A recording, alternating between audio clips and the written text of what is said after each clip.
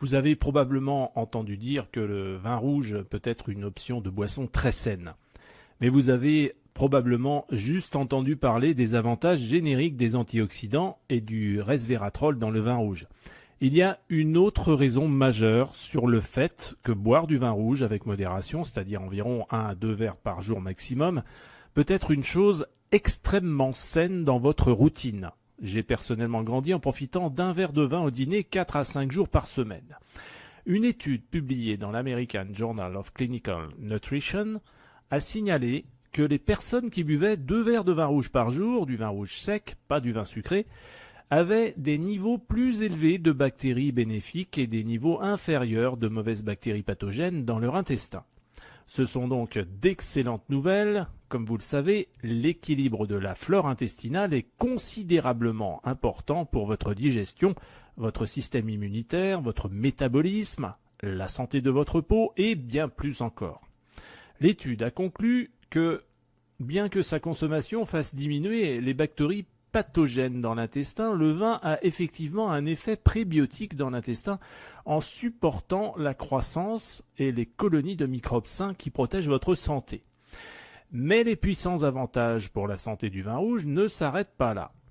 Une autre partie intéressante de cette étude est que le vin rouge a également permis aux buveurs de diminuer leur tension systolique et leur pression artérielle diastolique, leurs triglycérides, leur cholestérol LDL et leur taux de CRP, la protéine C-réactive. La CRP est une mesure de l'inflammation globale de votre corps. C'est donc une excellente chose de voir que l'association du vin rouge réduit l'inflammation. La partie intéressante de l'étude est que la consommation de vin rouge a été comparée à une consommation équivalente de gin, à quantité d'alcool équivalente.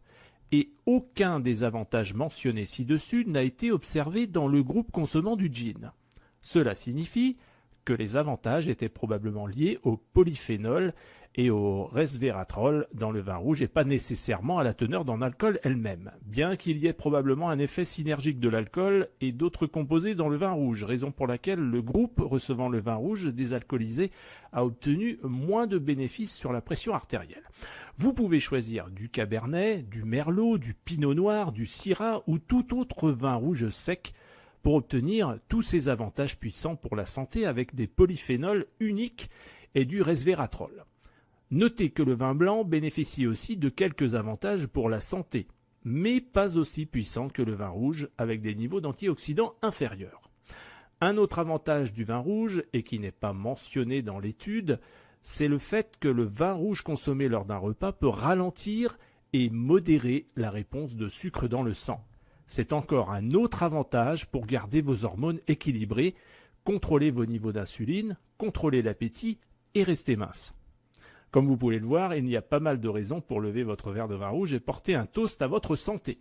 Mais méfiez-vous, bien que le vin rouge soit un choix super sain pour un corps svelte sain et la santé de votre système digestif, il y a au moins 23 aliments populaires que la plupart des gens pensent à tort être bons pour la santé et qui nuisent réellement à votre métabolisme et vous font stocker des graisses sur le ventre. Découvrez quels sont les aliments qui nuisent au métabolisme en cliquant sur le lien qui se trouve dans la description. Ces 23 aliments sains, dits sains en tout cas, nuisent à votre métabolisme et vous font stocker de la graisse sur le ventre. Évitez-les.